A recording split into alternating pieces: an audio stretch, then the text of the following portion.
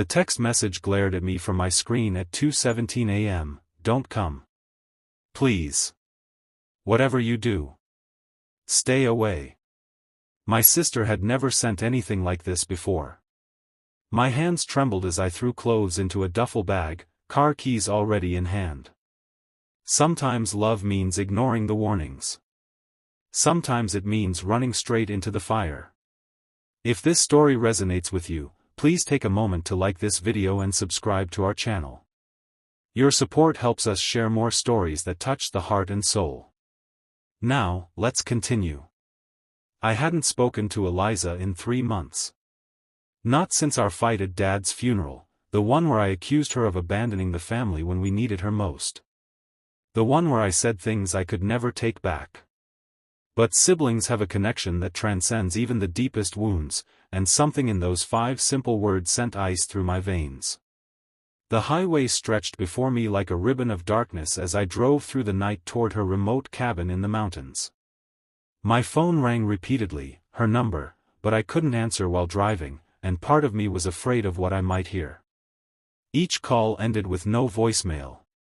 Each one increased my speed. I met Eliza when I was 4 years old. Mom brought her home from the hospital wrapped in a yellow blanket, and I promised then I would always protect her. Through childhood bullies, teenage heartbreaks, and our parents' messy divorce, I kept that promise. Until I didn't. Until I became the one causing her pain. The rain started as I turned onto the unmarked forest road leading to her property. Thick drops hammered against my windshield as if the sky itself were trying to stop me. The wipers couldn't keep up, and neither could my racing thoughts. What had happened? Was she in danger? Was she trying to protect me from something? The questions multiplied with each mile. Eliza had always been the free spirit of the family, unpredictable, creative, and fiercely independent. After graduating with honors in environmental science, she shocked everyone by turning down prestigious job offers to live off-grid in this remote cabin. "I need space to breathe," she had said. "To figure out who I am without everyone's expectations." I never understood her choice until this moment, driving through the darkness, realizing how suffocating our family's expectations had been. The cabin appeared through the trees as a small square of warm light in a world of shadows. I parked and sat for a moment, gathering courage. The last time I saw her, I had called her selfish, accused her of abandoning our father during his final days. The truth was more complicated. He had pushed her away, unable to accept her life choices. I knew this but had chosen anger over understanding.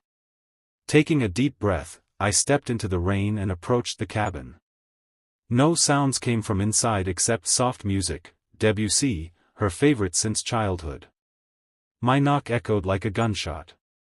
The door swung open, and there stood Eliza, very much alive, her eyes widening in shock and something else, fear. "I told you not to come," she whispered, her voice breaking. Behind her, I caught a glimpse of candlelight, 2 wine glasses, and a tall figure moving in the shadows. And suddenly, I understood.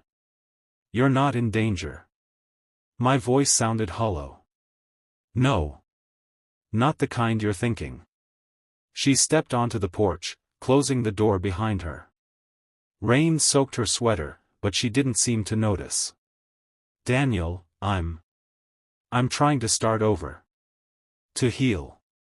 The tall figure was Dr. Morgan, our father's oncologist. The woman who had been with him through his final battle with cancer. The woman our mother had accused of being too close to him. The woman who had shown Eliza nothing but kindness when the rest of us were drowning in our grief. "You're seeing Morgan," I said, the pieces clicking into place. Eliza's chin lifted slightly, that familiar gesture of determination. "Not just seeing her. I love her, Daniel. She makes me feel whole in a way I never have before." Her voice strengthened. "After Dad died and you all turned on me, she was there. She understood." The rain pounded between us, washing away pretenses. "Why didn't you want me to come?" I asked, though I was beginning to understand. Because I wasn't ready to tell you. Because I was afraid you'd judge me like you always do. Because I wanted one part of my life that wasn't tainted by our family's dysfunction. Her words cut like glass, precise and painful. I had driven through the night, imagining kidnappers, accidents, or worse, never considering that the danger might be me. My judgment. My inability to see who she truly was.